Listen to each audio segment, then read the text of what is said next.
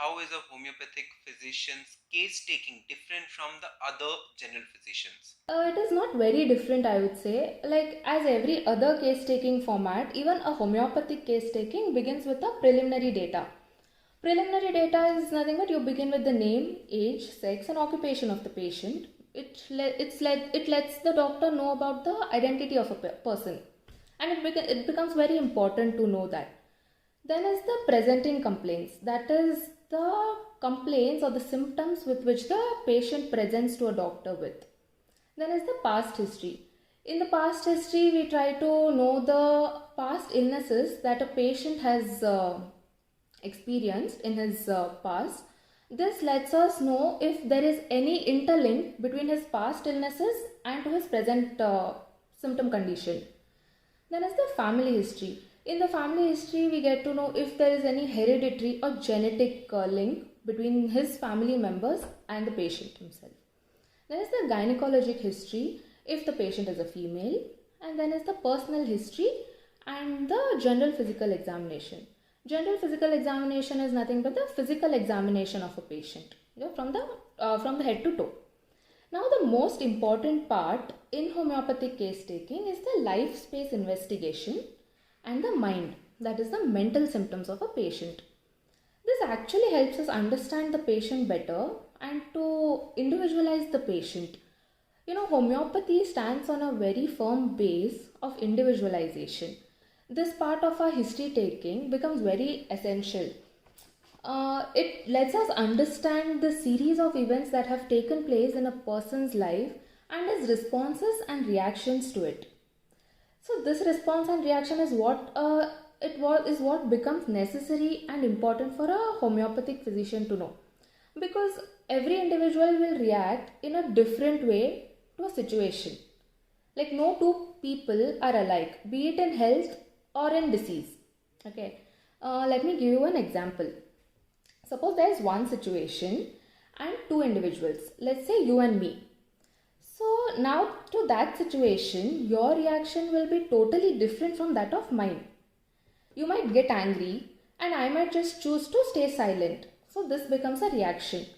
This mental reaction again implies on the physical level also, that is on the bodily level. So our body cells react in the similar way to any external stimulus or an injury. So when the mind reacts the same way, obviously your body will react in the same way too.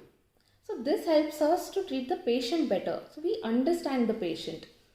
Now I'll give you an example. I'll take a disease condition and explain you. A patient comes to us with a complaint of migraine. Now let me tell you, for a simple case of migraine, we have like 100 plus medicines in homeopathy. So just one complaint of migraine. So here the thing is, even if you pick up one random medicine from this set of 100, no doubt the patient will feel better. Eventually he feels better. But he won't be cured of his migraine. After 2 years, 3 years, the symptoms might come up again. So the disappearance of symptom is not just cure. Like with a detailed case taking, when we individualize the patient, we consider the patient as a whole. So then we narrow down from this set of 100 to a set of 10. And then once one medicine is selected, and that becomes the remedy to that patient. So the whole case taking is in a way which helps us come down to a single simple medicine, which is the patient's remedy. Okay. So that was like a wonderful explanation and introduction. And in fact, I was just going to ask you that why does homeopathy believe in a holistic approach? And you just explained like how it treats a person as a whole rather than just focusing on a diseased part. So, like, would you like to discuss about this and as well as the principles of homeopathy? Yeah. See, holistic approach focuses on a person's wellness, okay, and not just a single symptom or their physical illness. So the person is considered as a whole, rather than just a single symptom.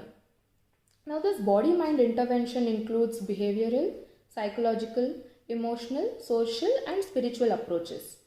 Now, talking about homeopathy and holistic approach, like I spoke earlier about individualization, that is to consider the patient as a whole. Holistic approach to considers the patient as a whole person.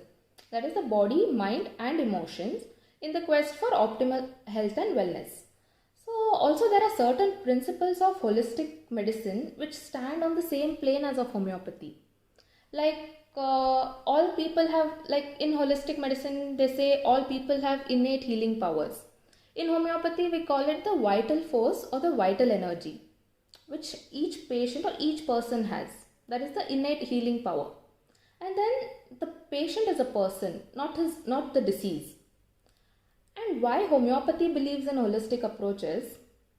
See, mind is the key to the man, okay? Man consists in what he thinks and what he loves. So, no disease can take place in the body without the permission of mind. Or let me state it as no disease can take place in the body when mind and body are in a state of equilibrium. So, this is what holistic approach and homeopathy is. So, they both stand on a same plane, and homeopathy believes in holistic approach. Okay. So, would you like to elaborate about the principles of homeopathy? Yeah. See, we have 7 principles, what we call as cardinal principles of homeopathy. The first one is the law of similia.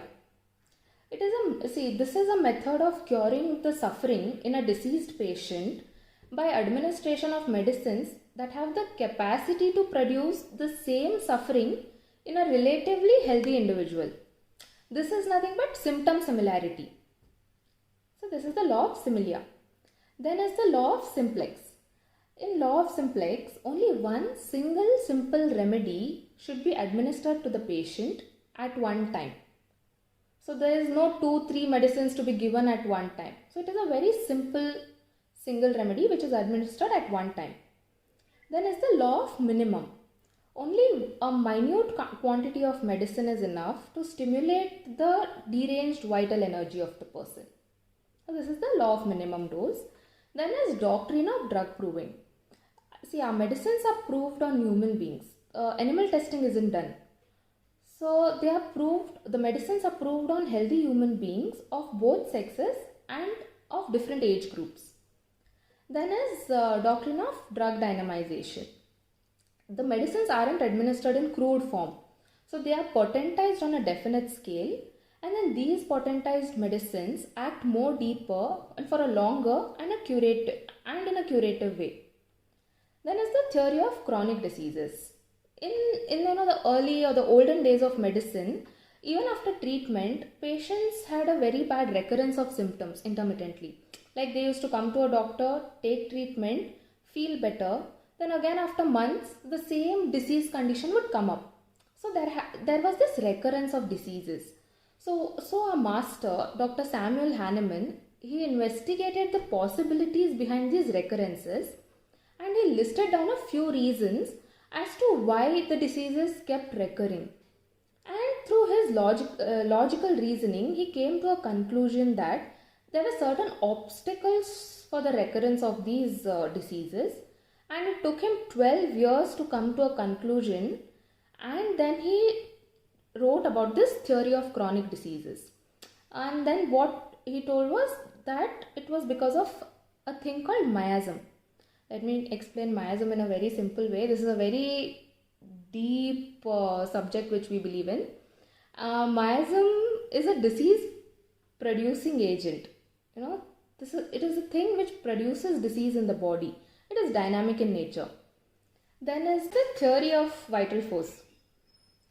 Human life is composed of mind, body and soul, which is also known as the trinity of life. This life force is also known as vital force. The vital force governs the life force and maintains all the bodily functions and sensations in harmony. So this is nothing but the vital force.